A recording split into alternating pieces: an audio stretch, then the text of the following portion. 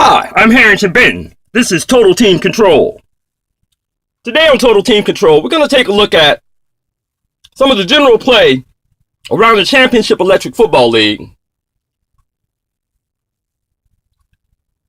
compared to play around other leagues throughout the country. Here we are looking at a typical play from a league-style game.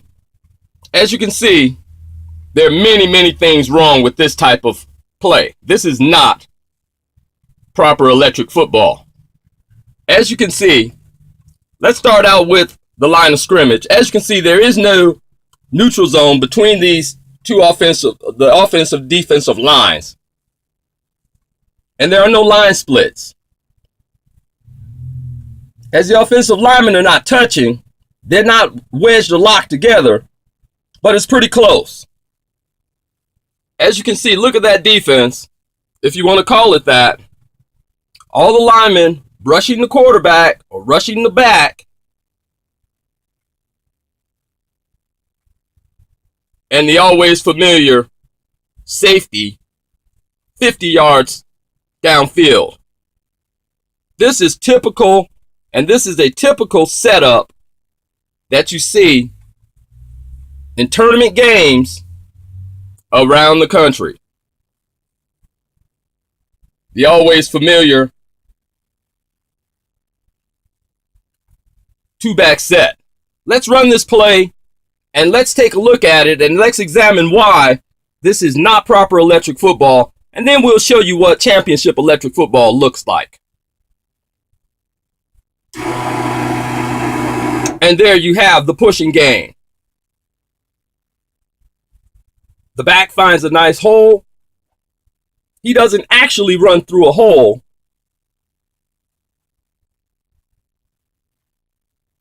There is not actually a hole because there's no gap for the back to run through. The offensive linemen have simply sealed with a big push here, opening a lane for the running back. This is not running between the tackles. This is the pushing game. And we can see our back breaks into the open with nothing but green and no defenders to make the tackle. This would typically go for a long touchdown, especially with the tweak base. That player is going to run straight, and he's going to run directly to the end zone for an 80-yard touchdown. That's not how we play football, and that's not how we play championship electric football. Believe me, in the championship electric football league, defenders would be there to make that play. That back's not going anywhere in the championship electric football league. Next, let's take a look at the cornerbacks covering a wide receiver in tournament play. This is how they do it.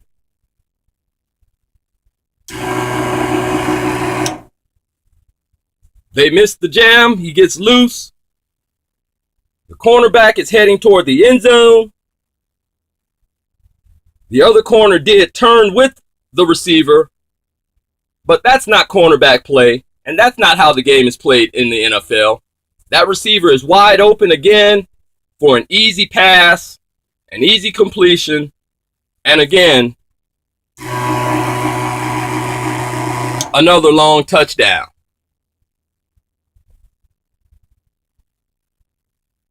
As you know, in the Championship Electric Football League, base tweaking is illegal. No tools may ever touch a base in this league. And you know that with tweak bases, that wide receiver would run straight to the end zone for the touchdown. Let's take a look at some real electric football as played in the Championship Electric Football League. And here we see proper formation and alignment in the Championship Electric Football League. Notice the NFL realism, the line splits between the offensive linemen.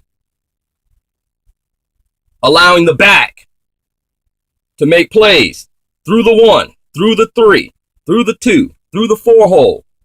And for those defenders to defend those gaps and use those gaps to make plays in the backfield. Notice our receiver play. Of course, in the Championship Electric Football League, you're not allowed to just bring your cornerbacks up and just push that receiver and collide with him. There's no contact with a receiver in this league within 5 yards. Outside of 5 yards, between 5 and 10 yards, you can contact the receiver in any way except nose-to-nose base contact is illegal. Outside of 10 yards, any contact is legal. Notice our cornerback will not come up and collide with the receiver, but he will backpedal and play pass coverage. As we've learned from Total Team Control, that a receiver or base moving forward on a standard base will travel at twice the rate of speed as a base set to backpedal. So this 6-yard gap will close and lessen as the receiver advances forward toward the cornerback. Until this point, the 10 or 12-yard mark, our cornerback, when the ball should be delivered to the receiver, here will be closest to the receiver to make a play on the football. This is what makes the Championship Electric Football League the best. As you can see, the neutral zone, which allows offensive and defensive linemen to maneuver, to turn, to make plays, to make blocks, and to get off blocks. This is where the realism of Championship Electric Football League is built in. Let's take a look at the play. This is going to be a blast to the left. 21-23 blast. Hut, hut, hut. On the play. And there's our back. Moving to the right side here. The nose tackle holding his ground. Makes the tackle there for a short gain of 3 or 4 yard gain on that play. Got a little bit of movement on that nose tackle by the center.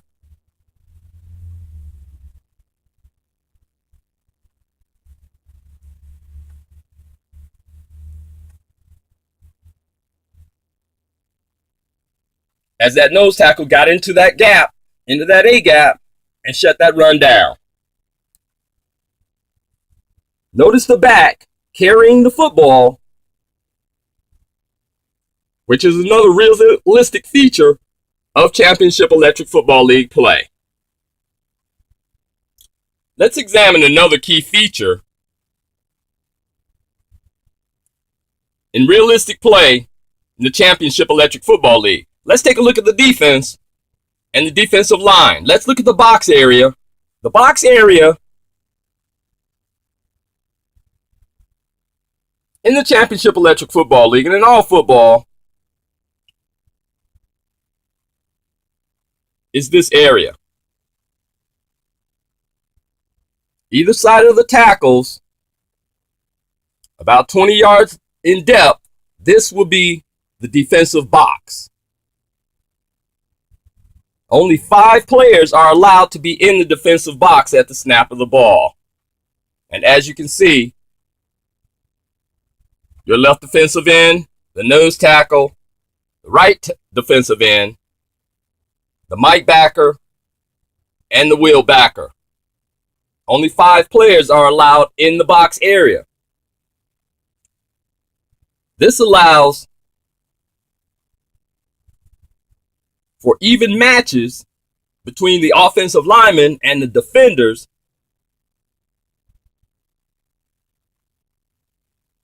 And your give and take along the line of scrimmage. Sometimes the offense wins, sometimes the defense wins. As you can see, the free safety as the Denver Broncos are in a 3-4 man-free single high. And with that single high safety, as you can see, he is outside of the box area, cannot step into that box area at the snap of the football. He can be directed into the box area after the snap in a blitz or whatever the situation might be, or run support. Let's take another look at another run here. Again, we're going to run the blast. Let's look at the movement of our offensive linemen in relation to the defense. We're going to do a stop action analysis. And there's the play. Look at that beautiful block by the left guard there onto that right defensive end, as he also takes out the Will backer. And this is a proper hole. As you can see, the back is running between the tackles, and he's taking that ball up through the one hole. Here's our coverage of our receivers. Beautiful coverage there by our cornerback. Not in contact with that receiver, but he's right there to defend the pass if Drew Brees were to throw the football in that direction. Let's move to the other side. This was a crossing route or a rub route, as our outside receiver goes on the slant while the inside flanker goes on the go. Here's your crossing route.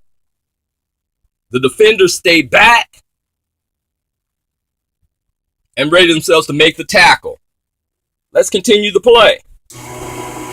And our back is hit for about a 5-yard gain. That right defensive end got off and got into the play.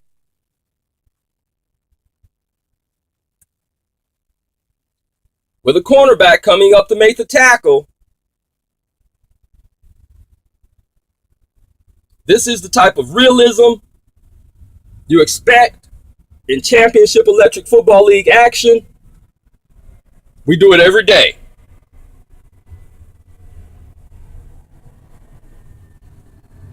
I'm Harrington Benton for Total Team Control. See you next time.